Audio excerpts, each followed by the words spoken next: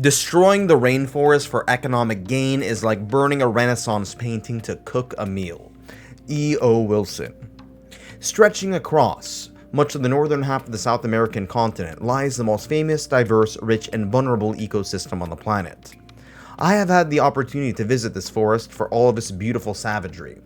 In many ways, the Amazon captivates the human collective consciousness, as it's where Mother Nature's beauty and barbarity are on full display. With tiny frogs, with enough poison to kill 10 people, elegant trees that literally strangle other trees to death, and ants with a bite that feel like a bullet wound. It's no wonder that this forest was named after the warrior woman, the Amazons, of Greek mythology. The mighty Amazon jungle, now which is referred to as the Amazon rainforest due to the negative connotation of the word jungle, covers an astonishing 7 million square kilometers across 9 nations: Brazil, Peru, Ecuador, Bolivia, Colombia, Guyana, Suriname, and France. Yes, you heard me, France is from the Southern American territory of French Guiana. Along with those 9 nations, there are several thousands of tribes with varying degrees of self-autonomy, some of whom have no contact with the rest of the world. To this day, there are a number of these people hidden within the dense foliage, with no knowledge of the nation-states or governments they live under, supposedly. They live outside of the world of globalization, the internet, YouTube, the Russo-Ukraine War, Jesus, Buddha, the Beatles, Trump, the pyramids of Egypt, or pineapples on pizza. It may be better to keep this status quo, given the vulnerability to diseases, which these native peoples are oftentimes not immune to. For the majority of this forest lies in Brazil, more than any other of the countries combined, and it's in Brazil where much of the controversy over the preservation of this forest resides. However, the beginning of this story lies far before the nation of Brazil ever existed, or even before humanity existed, over 50 million years ago. The region was not preserved before humanity, but rather was in a state of flux between wetter periods and drier periods, in which the forests and savannas played tug of war in this slow, drawn-out battle between trees and grass. As strange as it sounds, the vitality of the most cherished and lush, vibrant landscape on the planet is actually dependent on the most desolate, the Saharan desert of North Africa. The particles of sand that get kicked up from the Saharan wasteland bring phosphorus needed for plant life, along with the sort of dust necessary for cloud formation, providing heavy rain in the rainforest. And the rain isn't the only source of water. There's also the life-giving fluid of the highway system of the Amazon River, the largest in terms of water volume and arguably the longest, possibly only behind the Nile. The origin of the Amazon basin past was really an inland sea, in which over a very long period of time transformed into a brackish wetland, and then freshwater river courses, as fresh rain poured salt-flushed waters into the ocean. Likely the Pacific, until the tectonic plates of the South American plate and the Nazca plate created the Andes Mountains, blocking access to the Pacific, leading this lush jungle on one end and deserts and salt flats on the coast of what are now Peru and Bolivia. The snow-capped mountains of the Andes can provide water that melts into the basin, and today that river flows into the Atlantic. The heat and humidity provided the best terrestrial ecosystem for large trees and other plants. This produced so much biodiversity and density of life that an evolutionary arms race kicked off, resulting in a level of competition so fierce that it led to some of the most effective predators and prey on the planet. Its humidity and heat in particular made an excellent home for amphibians like frogs, as well as New World monkeys, sloths, otters, macaws, toucans, and tarantulas, along with the anteater and an insane number of insect species, along with the apex predators of the caiman, anaconda, and the jaguar. The biodiversity isn't limited to plants and animals, or even fungi, but also microorganisms, which are the most essential part of the ecosystem as they break down much of the biological material.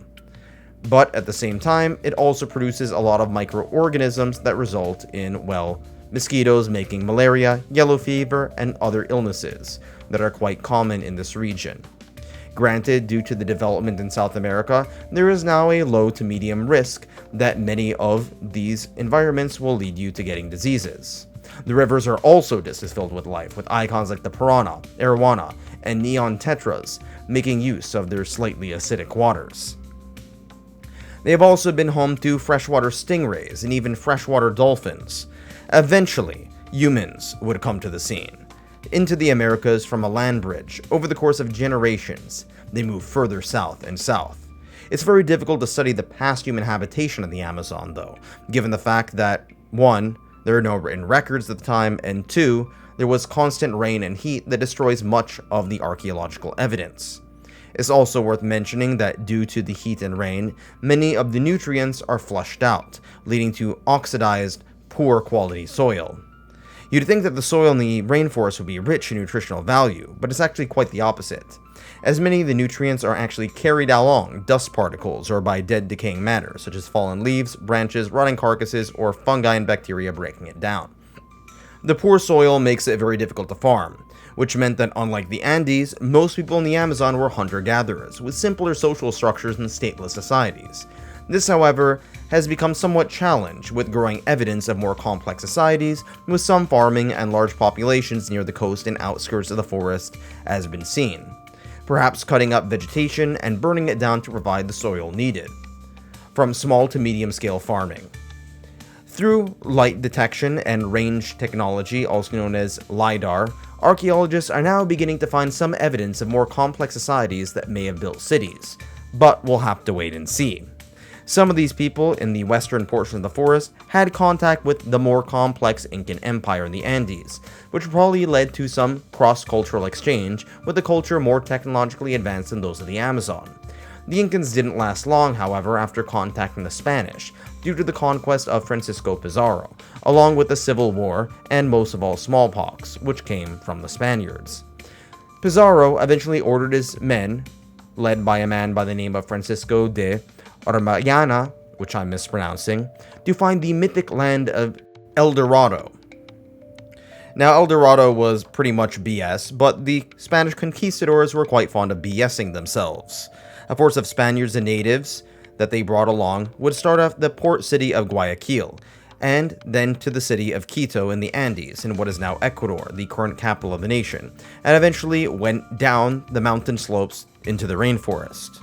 This made them the first Europeans to arrive at the Amazon that we know of. Due to disease and harsh realities of the forest, most of them died. They also clashed with warrior women, leading to the name the Amazon. The expedition went along more smoothly as they reached the Amazon River, leading all the way to the Atlantic Ocean, of which the Portuguese had already been exploring. The Portuguese would eventually settle around the area as well, including the city of Manaus, which I'm mispronouncing, which is currently the largest city in the Amazon rainforest to this day. They brought along more European colonists as well as African slaves, and as a result, the native population dwindled due to more fighting and especially contact with foreign diseases. From the written records of this expedition, some Spaniards spoke of a more sophisticated civilization. It's unclear to the degree that they were exaggerating, but it's likely that perhaps there were more than mere hunter-gatherers, more complex societies that eventually were wiped out by smallpox after the expeditions. This had led to a debated topic of the city of Z, or Zed, which may or may not have existed. None of this is to claim that the hunter-gatherers of the forest left their homeland in a pristine manner. Many of them have their own small-scale gardens, using rich soil produced by slashing vegetation and burning it for nutrient-dense soil.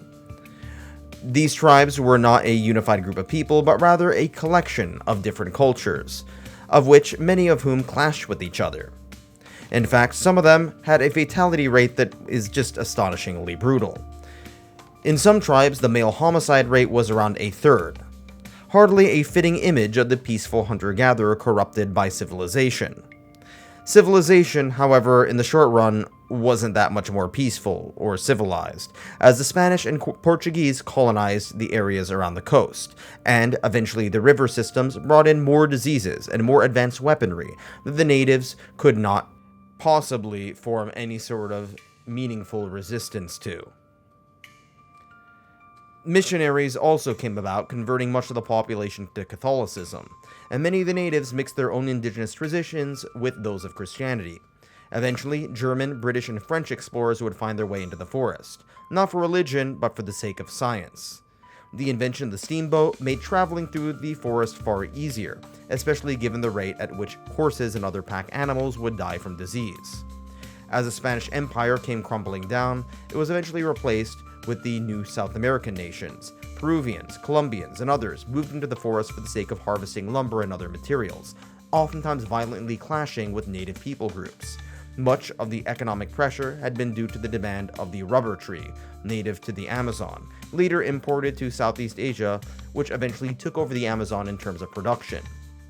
Eventually, synthetic rubber would take over both of them. Other crops were grown, such as the native Brazil nuts. However, by the 20th century, the exploration, or more accurately, exploitation, ramped up as the Brazilian government and the governments of other nations wanted to develop the Amazonian interior. This was not necessarily some evil plan, but rather a way to develop, as at the time, it still is a plan to develop a fairly neglected and relatively poor region. The standard of living in, say, the Amazon settlements of Peru is considerably poorer than, say, the capital of Lima, and the same goes for other Amazonian nations. Granted, oftentimes the raw materials harvested from the Amazon benefit the government officials and corporations while not producing much wealth for the inhabitants outside of, say, low-paying, low-skilled jobs and the infrastructure needed to produce and transport the goods. The most famous infrastructure project was probably the Brazilian Trans-Amazonian Highway. This connected the interior to the Atlantic ports. This has led some people to be pushed out of poverty, but has also led to a lot of ecological destruction and encroachment onto indigenous lands. And now that takes us to where we are today, when deforestation is the main concern, destroying nearly a fifth of the original forest. And given how poor the soil quality is, it's unlikely that this will grow back easily. Some claim that this is due to sugarcane for the use of ethanol, but for the most part, much of the southern pampas is where sugarcane is produced, not the Amazon. A great deal of the destruction is actually caused by mass slashing and burning for the farming of soybeans, which have been genetically modified to grow in tropical climates, far from their temperate homelands, as well as forest clearing not only for lumber, but also for cattle. The ranching and beef industry, along with oil extraction in Ecuador, has continued to be a recurring issue as well. This has led to the mass loss of biodiversity, much of which could have been used for medicine, let alone other uses including its own intrinsic value. This has led to the destruction of the lungs of the earth, as the forest is an important carbon sink, further exacerbating climate change. To make matters worse, climate change has oftentimes led to drought, leading to wildfires, creating more carbon in the atmosphere, leading to a vicious cycle that destroys even more trees. To this day, the Amazon is not quite as harmed to the same degree as the rainforest of Southeast Asia though, devastated by palm oil production, but still is not quite as pristine as they are in Central Africa. This by and large is due to Central Africa's relative lack of development. Before I turn into a full-blown doomer, I will mention that it's not been all bad. National parks have been set up, indigenous communities have interacted with local officials to protect their homeland more and more. Ecotourism has provided an alternative source of economic output that doesn't do anywhere near the level of harm to the environment as others. As many of the resource extraction industries do engage in remote sensing technology that have given to the rise of scientists and conservationists engaging in more and more opportunities than ever before to study the rainforest and turn knowledge into solutions. At the beginning, I mentioned that the Amazon tells the story of Mother Nature at its most beautiful and most barbaric. In many ways, the story tells the same for humanity. Thanks for watching.